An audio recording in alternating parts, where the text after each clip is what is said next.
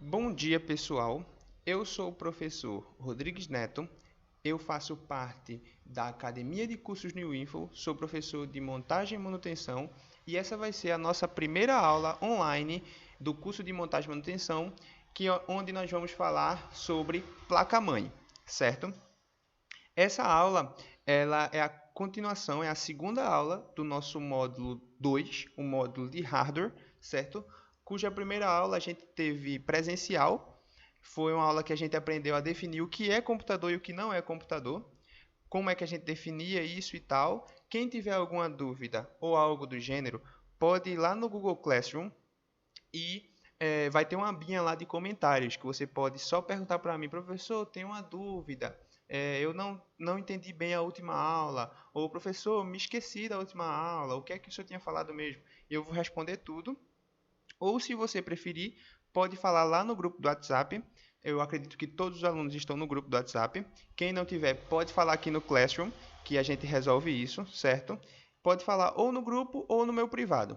Tranquilo? Então, seguindo agora para a nossa primeira aula, vai ser a primeira aula online, né? Será uma aula sobre placa-mãe, certo? Será uma aula bem curta e com conceitos bem básicos sobre placa-mãe, certo? Bom, para começar tudo, a placa-mãe é essa peça aí que vocês estão vendo, é a maior peça do computador e, além disso, ela é a peça principal do computador. Tanto é que por isso o nome dela é placa-mãe, porque ela abriga todo mundo do computador. Tudo que você imaginar que acontece no computador tem que passar pela placa-mãe. A placa-mãe, ela é a principal peça do computador por ter todo mundo ou encaixado nela ou saindo dela. Então, aqui eu coloquei para vocês verem, por exemplo, vocês podem acompanhar aqui o meu mouse pela essa bolinha vermelha, certo? Então, aqui eu coloquei para vocês acompanharem como era uma placa-mãe antiga e uma placa-mãe mais recente, certo? Vocês podem ver algumas diferenças, como, por exemplo, a coloração delas é um pouco diferente, essa parte aqui, as saídas, eram um pouco diferente também. Elas, por exemplo, se vocês verem, aqui tem essa pecinha aqui, ó. Essa pecinha, se você procurar ela por aqui, ou ela não existe, ou ela está numa coloração diferente, ou ela está com uma proteção diferente. E isso se dá pelo motivo de que a gente precisou evoluir a placa-mãe, porque o computador ele precisou evoluir. Então a gente tem uma camada de segurança na placa-mãe a mais. A gente tem muitas coisas novas na placa-mãe que aqui nesse tempo nem existiam. Então, uma das coisas, por exemplo, são entradas novas. Que aqui, por exemplo, você pode ver que aqui a gente, nem aqui, nem nessa mais nova, a gente tem ainda entradas chamada M.2, que vocês vão ver um pouco mais na frente, no aula sobre HDs. Vocês vão ver que existe uma entrada nova hoje chamada M.2, que nem essa mais recente tem. Apenas as mais recentes de todas tem. Que provavelmente vai ter alguma foto delas aqui na frente e eu mostro para vocês, certo? Mas, basicamente, isso aqui serve para vocês darem uma olhada no que a placa-mãe mudou em si, conforme o tempo foi passando, certo? Seguindo aqui, a gente pode ver, essa aqui é uma placa-mãe vista de cima. Essa aqui, como eu já disse, né, é a peça principal para todo computador. Então, a gente tem que ter um cuidado muito grande com ela, já que ela é tão importante para o computador. Você pode acompanhar aqui que ela tem várias coisas, tem várias entradas, como essas partes pretas aqui, ela tem esses quadradinhos, ela tem essas saídas. Além do mais, ainda tem esse tantão aqui, ó, de pinos. Tem vários capacitores, você pode ver aqui, se você souber o que é um capacitor, você já percebeu. Esses pontinhos pretos aqui a gente chama de MOSFETs e tal. Isso vai ser tudo muito importante. Por exemplo, uma coisa comum que tinha nas placas-mães antigamente era que se usavam capacitores de um custo muito baixo, um capacitor de baixa qualidade. E aí o que é que acontecia? Os capacitores eles acabavam estufando, os capacitores eles terminavam perdendo a capacidade dele de armazenar energia e estufavam e paravam de funcionar. E isso comprometia o funcionamento da placa-mãe, certo? Hoje em dia é muito mais difícil disso acontecer. É muito mais difícil mesmo. Mas, se for preciso trocar, por exemplo, um capacitor de uma placa-mãe, apenas um capacitor desse aqui, é totalmente possível. Dá para você fazer isso tranquilamente. Mas se, por exemplo, um MOSFET, que é um quadradinho desse aqui, quebrar, oxidar ou algo do gênero, é quase impossível de você trocar. Você precisa de uma máquina muito forte, uma máquina que faz rebaling, que se chama, que é para você literalmente unir a placa-mãe com esse MOSFETzinho, que é essa pecinha aqui, em um só. Então é uma solda não é uma solda que nem a gente faz com ferro de solda e algum metal. E sim é uma solda que você faz apertando muito, muito forte a placa-mãe com o MOSFET. Então isso é muito caro e nem vale a pena. Às vezes é mais barato comprar uma placa-mãe nova do que trocar um MOSFET ou alguma pecinha dessa aqui mais complexa, certo? Aqui eu também coloquei, essas aqui são as saídas, eu coloquei ela aqui de frente para a gente dar uma olhada, falar um pouquinho sobre o que é que sai do computador e tal. Então, na placa-mãe ele já vem com tudo isso aqui de saídas. Você pode estender comprando adaptadores ou extensores ou hubs ou algo do gênero. Por exemplo, aqui você pode ver que a gente tem 6 USBs. 1, 2, 3, 4, 5, 6. Quem ainda não sabe, essa aqui é uma saída USB. São as saídas mais comuns que a gente tem. É, por exemplo, a saída do seu celular, quando você vai colocar ele para carregar, ele tem um USB numa ponta e um micro USB na outra, ou um USB tipo C.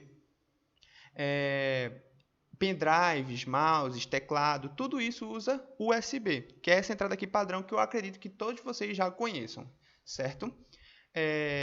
Então aqui já é uma saída de informação que a gente consegue ver. Essa saída aqui mais quadrada, vocês podem saber que ela é uma saída de internet. Quem não sabe, esse aqui a gente chama de padrão RJ45, mas basicamente é um cabo de internet. Todo cabo de internet segue esse padrão. A gente também pode trocar isso aqui por um simples Wi-Fi USB.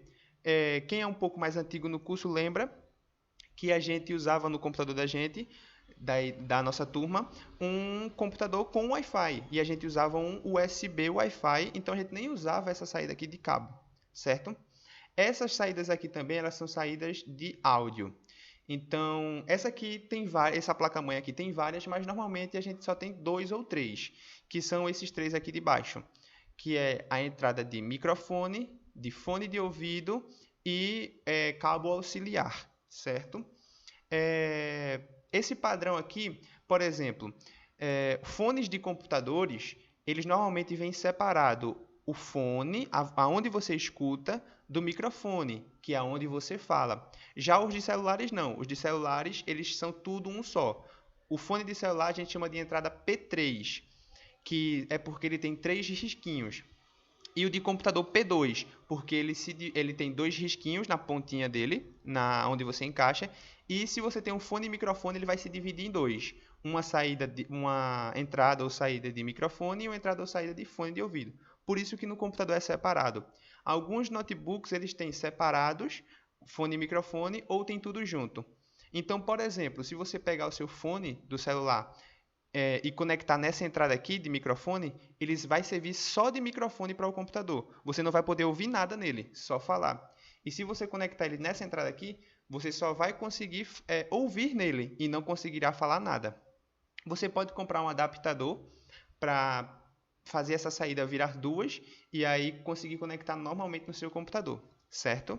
Aqui a gente também tem algumas saídas de vídeo, certo? Aqui é uma saída que a gente chama de VGA e aqui é uma saída que a gente chama de DVI. Não se importem com essas nomenclaturas agora, porque a gente vai aprender tudo mais especificamente mais na frente. Aqui é uma aula por alto do que tudo que uma placa-mãe pode fazer, certo? Aqui a gente também tem algumas saídas. Essa aqui é uma HDMI e essa aqui é um DisplayPort, que a gente vai ver também um pouco mais na frente. A HDMI, já adiantando para vocês, é a melhor saída de vídeo que a gente tem hoje. É a saída de vídeo que tem mais qualidade de todas. E essa aqui é uma saída bem antiga que a gente nem usa mais hoje. Uma saída conhecida como PS2, que era uma saída de mouses e teclados bem antigos, certo? Então, basicamente, antigamente a gente não tinha um padrão de placas-mãe. O padrão era, eu faço a minha, tu faz a tua e acabou. Hoje em dia a gente tem um padrão para definir qual placa-mãe é mais básica, qual placa-mãe é mais intermediária e qual é mais avançada. Lembrando que isso não vai influenciar no desempenho do seu computador. Se você tiver uma placa-mãe avançada, não quer dizer que o seu computador vai ser mais rápido do que quem tem uma placa-mãe básica, certo? Vamos dar uma olhadinha nesse padrão e tentar decifrar ele, certo? Essa aqui é uma placa-mãe que a gente considera ela básica. A nomenclatura dela é H81M, dessa placa-mãe específica. Esse é o modelo dela, H81M. Então, esse é o padrão. O padrão é que todas as placas-mãe básicas começam com H, certo? Toda placa-mãe que é considerada básica começa com H. E por que ela é considerada básica? Normalmente, placas-mãe básica, ela só tem dois slots, duas entradas de memória, que é essa parte aqui, certo? A próxima aula da gente vai ser só sobre memória, a gente vai aprender bastante sobre essa entrada aqui, ver bastante ela e sobre as memórias em si. Mas já adiantando para você, essa aqui é a saída ou entrada de memória, certo? Então, a placa-mãe básica, ela normalmente só tem só dá para você colocar duas memórias nela, não dá para você colocar mais. E isso aqui é um PCI Express ou uma saída e entrada de placa de vídeo, certo? Mais na frente vamos ter uma aula sobre placa de vídeo e a gente vai se aprofundar mais nisso. E nas placas-mãe básicas só dá para você conectar uma placa de vídeo por vez, certo? Nas intermediárias, a nomenclatura delas são sempre B alguma coisa. Então, por exemplo, B110, B450, B algo assim, entenderam? Então, sempre que começar com B, você já sabe, é uma placa-mãe intermediária. E o que é que isso significa? Significa que ela tem 4 slots de memória, ou seja, dá para você colocar 4 memórias ao mesmo tempo no seu computador. Então, vamos supor, se aqui eu tenho na minha casa várias memórias de 4 GB, aqui eu só podia colocar 8 GB. Aqui eu já posso colocar 16 GB, que são 4 vezes 4 memórias de 4 GB, certo? E aqui varia muito o tanto de placa de vídeo que você pode colocar. Algumas você pode colocar uma placa de vídeo e em outras você pode colocar duas placas de vídeo simultânea, como é o caso dessa placa-mãe que a gente tem aqui, certo? Aqui você pode colocar duas placas de vídeo. E nas avançadas, você também pode ver que até o design dela muda. Aqui é um design que você consegue ver os MOSFETs, ele não tem nada desenhado no fundo, aqui já tem um desenho no fundo. Aqui tudo é mais discreto, ele tem esse design mais bonito. E na avançada você consegue ver que ela é bem trabalhada. Ela tem essas peças aqui que dão que são um chamativo. Que, por exemplo, essa peça aqui, ela tem uma ventoinha aqui dentro, um ventilador. Por quê? Existe uma parte aqui na placa-mãe, essa parte aqui de baixo, essa partezinha aqui, ó, que tem esse dissipador, esse dissipadorzinho aqui, que é o mesmo desse aqui, que aqui não existe esse dissipador, e sim é uma ventoinha, um ventilador. Eles colocam um ventilador porque normalmente essas placas-mães avançadas elas são bem mais caras, mas são muito mais trabalhadas. Então aqui dentro dessa caixinha, ele tem um ventilador que vai esfriar muito mais. Esse chipset da placa-mãe, ele serve para fazer algumas operações, como, por exemplo, mandar informação para o processador, pegar a informação da memória, essas coisas. Então, ele esquenta bastante. Tudo no computador tende a esquentar bastante. Então, sempre é bom a gente ter um dissipador de calor, que é o que isso aqui faz. Ele pega o calor e espalha, ou seja, deixa ele menor espalhando ele. E esse aqui tem literalmente um ventilador dentro para esfriar ele, certo? Já as placas-mães avançadas, a gente chama ela de Z alguma coisa. Então, pode ser uma Z97, uma Z87, uma Z450 ou algo do gênero, certo? Aqui, um dos padrões dela é que sempre é 4 slots de memória ou mais, algumas chegam a ter 8 slots de memória, e são sempre 2 ou mais placas de vídeo que você pode colocar ao mesmo tempo. Nesse caso aqui, a gente tem 3 placas de vídeo que a gente pode colocar ao mesmo tempo, certo? Basicamente, pessoal, essa foi a aulinha da gente de hoje. Eu tentei deixar essa aula um pouco mais enxuta, não cobrar tanto de vocês, mas a gente vai ter um exercício aqui mesmo no Google Classroom, certo? Esse exercício, ele vai fazer pequenas perguntas sobre essa aula e a última aula, para eu ver se vocês ainda estão lembrados do que aconteceu na última aula, para eu poder ver se a gente precisa de alguma revisão ou algo assim. Como eu falei para vocês, a nossa próxima aula será sobre memória RAM, certo?